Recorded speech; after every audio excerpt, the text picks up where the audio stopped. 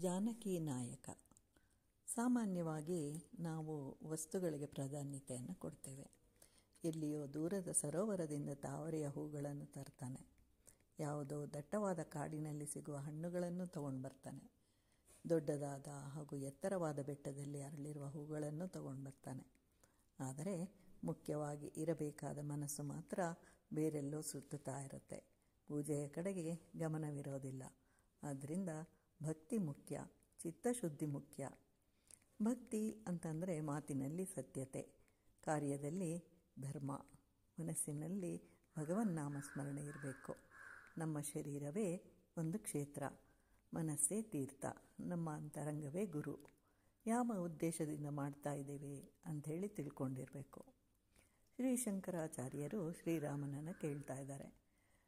ರಾಕ್ಷಸನಾದ ರಾವಣಾಸುರ, ವಿರಾಧನ, ಕದಂಬ ಇವರಿಗೆ ಮೋಕ್ಷವನ್ನು ದಯಪಾಲಿಸಿದ್ದೀಯ. ಜಟಾಯು ಪಕ್ಷಿ, ಅದಕ್ಕೆ ಅಂತ್ಯಕಾರ್ಯವನ್ನು ಮಾಡಿ ಕರುಣಿಸಿದೆ, ಮೋಕ್ಷವನ್ನು ಕೊಟ್ಟೆ. ಕಲ್ಲಿಗೆ ಅಂತಂದರೆ ಅಹಲ್ಯೆಗೆ, ಗಿರಿಜನ ಗುಂಪಿಗೆ ಸೇರಿದ ಶಬರಿ, ಒಬ್ಬಳು ತಪಸ್ವಿನಿ, ಗುಹನನ್ನು ಕರುಣಿಸಿದೆ. ವಾನರನಾದ ಹನುಮನಿಗೂ ಕೊಟ್ಟಂತಹ ಮೋಕ್ಷ ನನಗೆ ಕರುಣಿಸಿರುವುದಿಲ್ಲವೇ?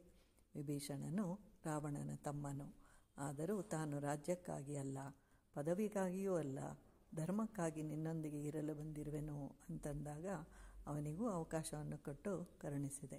ಪರಮಾತ್ಮ ಓ ಜಾನಕಿ ನಾಯಕ ಅಂತ ಹೇಳಿ ಪ್ರಾರ್ಥಿಸ್ತಾ ಇದ್ದಾರೆ ಶ್ರೀ ಶಂಕರಾಚಾರ್ಯರು.